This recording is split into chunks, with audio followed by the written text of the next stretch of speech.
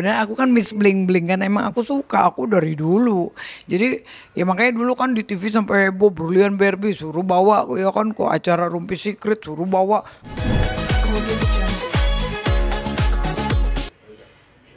Masalah yang tadi saya mungkin pengulangan, kenapa sih orang memakai memakai apa namanya berlian itu karena untuk gaya hidup atau cuma yang prestis? Prestis ya, ya. Satu gaya hidup dan prestis itu memang sangat lekat karena beda ya, beda kalau orang pakai berlian sama nggak pakai tuh beda banget. Orang yang biasa aja kalau dia pakai berlian tuh kayaknya kinclong gitu loh. Dan kebenaran aku kan miss bling bling kan, emang aku suka, aku dari dulu. Jadi ya makanya dulu kan di TV sampai heboh berlian Barbie suruh bawa ya kan kok acara Rumpi Secret suruh bawa segini ya kan gua bawa segini ya lu cek aja kan gitu kan gak ada yang palsu gitu sehingga adalah artis ya kan sirik dengan berita aku karena happening dituding lagi berlian palsu biar dianya naik lagi. Gua mah nggak peduli, yang penting kagak pernah gue yang namanya jual berlian palsu dan tidak ada sampai hari ini orang yang melaporkan aku untuk aku menjual gitu. Kalau yang gua pakai lo mau bilang palsu kek mau bilang itu apa kek terserah ya kan, yang penting menurut gue yang gue punya ini gue beli dengan duit gue sendiri kan gitu. Jadi memang kalau untuk berlian itu ya apalagi kayak aku kan juga udah jadi pengacara pasti kan penting lah kita ketemu klien penampilan kan beda. Karena kan orang juga menilai ya kan, wah ini kalau mau bayar Barbie berliannya aja udah sekian di badannya, mau masa gue cuman bayar cuman 5 juta kasarnya gitu kan. Tapi kalau sirkon semua ya udahlah Barbie ya kan, lu tanda tangan surat kuasa 10 juta aja kan beda gitu kalau kita pakai berlian. Itu kan orang nggak berani naker, itu prestis sebenarnya. Oke kak, gimana nih kak? Ini kayaknya ada wajah yang baru nih. Wajah yang baru ya. Lagi kayak dari kelopak mata. Iya. Itu apa? Ini udah lama. Oke, jadi ini aku kemarin baru pulang dari Bali. Kebetulan aku mau buka kantor law firm aku di Bali kan. Terus aku mikir-mikir, sebenarnya hidung aku itu masih normal yang sebelumnya, tapi makin lama ujung hidungnya itu makin membesar. Kalau dulu hidungnya malah mau keluar itunya silikon apa implannya gitu. Akhirnya kan dioperasi. Dioperasi terus diganti implan sama dokter yang sebelumnya tidak terlalu tinggi dan ditambahin tulang bagian telinga. Nah, tapi ternyata banyak yang komplain termasuk Bunda Korla, Iis Dahlia. Kok hidung lo gede banget, terus produser Trans TV, hidung lo gede banget kenapa tuh katanya. Gitu. Aku sih nggak berasa tapi orang yang lihat. Mungkin karena udah beberapa orang yang komplain lama-lama namanya cewek kan kepikiran juga.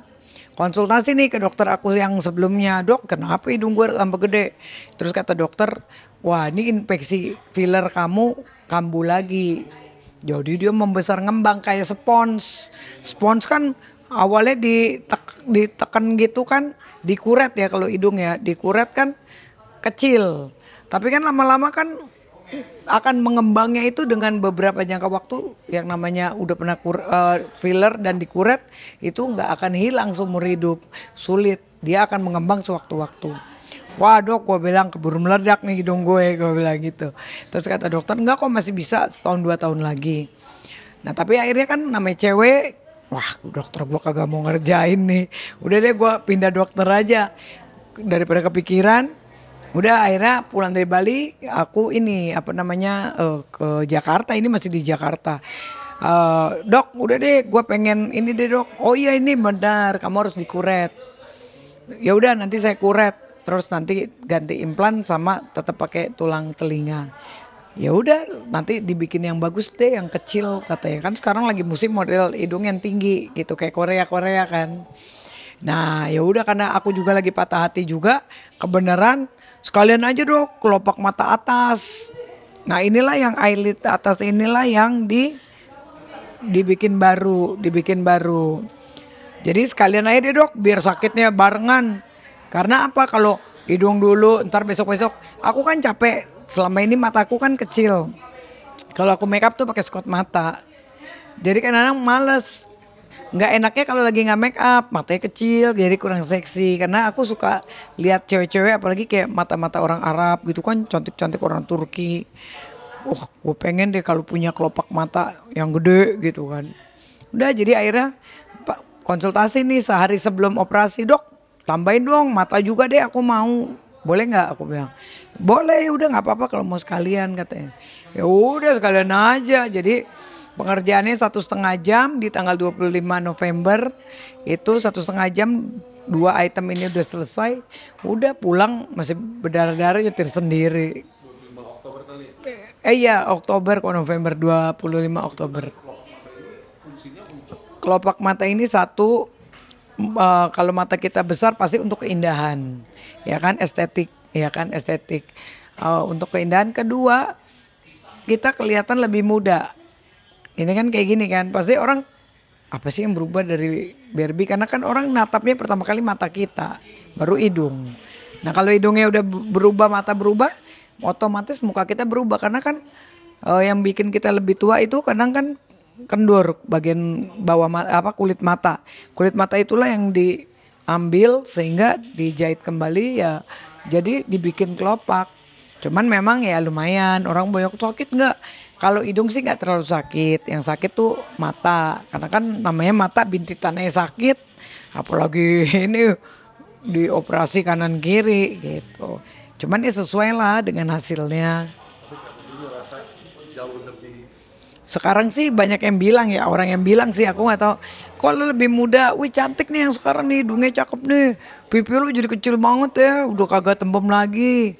Kalau kemarin kan karena ujungnya makin lama makin bulat, gue juga apa sih? Akhirnya kalau pakai dandan lama-lama pakai shading hidungnya dibanyakin. Lah kalau udah tinggi gini kan kagak perlu pakai shading, nggak dandan juga kita malah kelihatan pede. Ini kan baru abis di laser nih mukanya, jadi masih berantakan. Kalau udah tiban bedak sedikit aja, ya udah lumayan. Orang kalau gue jalan aja dikira gue orang Turki sekarang. Kagak ada yang mikir gue orang. Padahal masih bengkak ini. Makanya jangan lihat sekarang ya, karena masih 2 minggu ya. 2 minggu ke depan nanti kalau dilihat, waduh pasti cewek-cewek pada iri. Itu kan gue taruh di Instagram kan, wow Barbie hidungnya mensong, ya kan, oh matanya ya kan keloid lah ini itu. Ya terserah lu lah, makanya gue kagak bales-bales kan. Suka-suka lu mau ngomong apa. Lo lihat nanti hasilnya. Karena operasi itu nggak ada yang langsung instan. Memang kita butuh waktu proses gitu. ngabisin berapa project. Ini sih murah, sekitar 100 jutaan aja 2 item, iya. Iya murah lah. Ya daripada kita harus ke Vietnam lah. Kalau artis-artis lain ke Korea lah. Iya kan ke Korea biayanya tiket pesawat udah berapa, hotel nginep berapa, makan berapa. Dokternya juga lebih mahal. Akhirnya cuman buat hidung doang juga 100 juta juga satu item. Ngapain? Mendingan kita di Jakarta lebih efisien, dan menurut aku dokter di Indonesia udah keren-keren kok. Ya tapi kan kembali lagi, namanya operasi kan tergantung dari dokternya. Ya namanya dokter kan manusia juga bos. Contoh satu dokter yang sama, banyak kan dokter yang ngetop hasilnya juga nggak bagus, banyak. Kemarin teman gue pakai tulang iga, ada dokter di daerah Pondok Indah lah. Ya kan dia bayar 200 juta bos. Ya kan baru berapa tahun jebol sampai keluar nanah. Pohon cewek cantik banget temen gue. Cantik banget hidungnya gila. Keren. 200 juta dia bayar di dokter yang paling mahal daerah Pondok Indah. Tapi maaf, artinya nggak ada rasa trauma nggak sih dengan kayak saya gitu. Ya kalau aku aja ini udah operasi ke-4 kali, kuretnya udah 6 kali. Ini operasi 4 kali, kuretnya 6 kali. 2 kali kan hidungnya nggak dioperasi, 2 kali cuma dikuret bagian atas. Numbuh lagi, akhirnya kuret lagi kedua kali, numbuh lagi, diseset di sini. Akhirnya dokter, wah ini harus operasi baru dari dalam kan di apa namanya, digunting hidungnya, dibuka ya kan, itu kan dikuret begitu kan. Kemarin aja kan aku dikuret nih banyak banget, nanti aku liatin ini jadi daging yang infeksi itulah yang jadi membesar. Ini bisa dibilang berarti yang ini lebih terjamin secara ininya, maksudnya nggak bahaya gitu atau gimana. Ya kalau ini aja gue kalau jadi mau main boxing kayak tanggal 15 kalau jadi ya buat Desember. Ya intinya sebenarnya kayak gini, aku juga mau nge-gym nih, aku kan orangnya agak nakal nih. Sebenarnya kan kita satu nggak boleh olahraga dulu, kedua nggak boleh minum alkohol, ketiga nggak boleh ngerokok. Ya kan itu sebetulnya sebaiknya selama 3 bulan, dan keempat tidak boleh pakai hak tinggi. Tapi kan aku nakal ya kemarin udah pakai hak tinggi. Terus sudah sempat inilah ya ini mau nge-gym gitu. Cuman ya kita harus tetap jaga juga ya. Ya ringan-ringan aja lah gitu, nggak usah terlalu juga jingkrak-jingkrak atau main angkat beban yang berat karena bahaya, kasihan nanti hidungnya kan masih masih basah lah gitu, ibaratnya masih belum terlalu kering gitu kan di dalamnya ya, mungkin kalau luar kan udah, jadi ya harus jaga diri juga gitu.